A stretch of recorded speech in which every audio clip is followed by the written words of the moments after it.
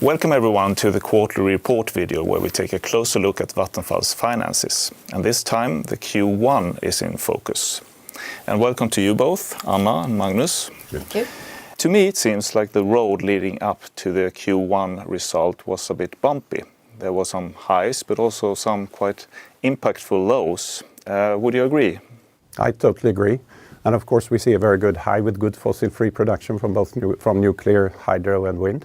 But we also see lower results in the sales business because we cannot compensate for cost increases on the buying side of electricity. And of course we have the storm Alfrida that took a significant dent in the first quarter results. You mentioned the storm Alfrida. It hit eastern Sweden in the very beginning of the year. I guess we could say that this was the thing that had the most impact on our result for Q1. Yeah, I mean, that's lost for the year. I mean, and 850 million in costs. Partly is for half of it is for fees that we have to pay our customers because they were out of electricity, but also half is to repair the grid. And the grid has really been destroyed by this. It's almost like building new infrastructure.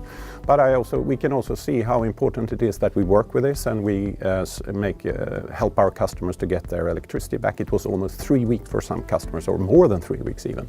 And that is not good, of course. So a significant event and a significant dent in the first quarter results. Looking at the result a bit more closely then, Magnus mentioned the costs for Alfrida, which was quite a blow. But still, we are making a profit for the quarter. So if we take away Alfrida, which we can probably describe as an exceptional event, how are we doing financially?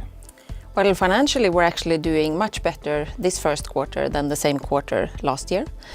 So we have a net result of 6.4 billion in Q1, and last year it was 4.2. And then we have absorbed these costs for Alfrida. So without the Alfrida storm we would have a first quarter result of over 7 billion SEK. So I would say that that is a fairly good result despite the challenges that we see. We can see that prices are coming back to a more favorable level in the Nordics. How is this affecting our results? Well, it has an impact on our generation business, of course. We can see that we are making good results both in our hydro and nuclear business, despite the fact that we are exchanging a generator in Ringhals 2, which means that we have less availability of nuclear this quarter compared to the same period last year. But we can also see that we have our new wind assets coming online. So the new capacity there is also contributing very positively to our results. We're hedging our generation business, so we don't see the full effect of the price increases. But over time, that of course comes through in our books as well, and we see part of that effect also this quarter.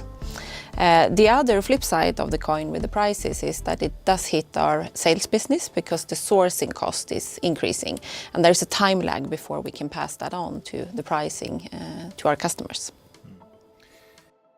A couple of events took place during Q1 and decisions were made that would impact our business. Which events would you like to describe, Magnus? Well, I mean, there were several. One I would like to mention is, of course, the law that would close Hemweg 8 in the Netherlands, our coal-fired power plant there, which we expected to run for a few more years, but it will actually be closed at the end of this year, and we expect some compensation for that. We are also participating in significant wind tenders when it comes to Hollandse Kust 3 and 4, which is connecting to the 1 and 2, which we already have in the Netherlands. And we're also participating in the French Dunkirk tender, which is a 400 to 600 megawatt tender. So big things there. We also took an investment to go further into the Amsterdam area when it comes to the district heating part, where we are connecting ourselves more together with the Amsterdam waste incineration company, and we can make sure that we emit less CO2 because of that, so that's a good investment. And we also inaugurated our biggest solar farm so far up in Eemshaven, close to around our Magnus gas-fired power plant. So a lot of good things actually happened during the quarter as well. Both good things and bad things then.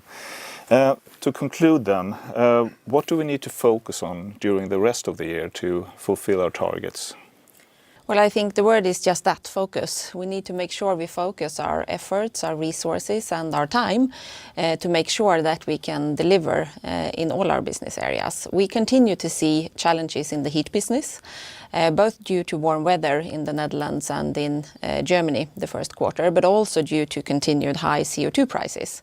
So the clean dark spread continues to be a challenge, especially for our condensing business in Germany. But we also take in a lot of new customers, especially in Germany, which is another reason why the result for customers and solutions business area is looking lower than the same period last year. Our trading business is doing very well.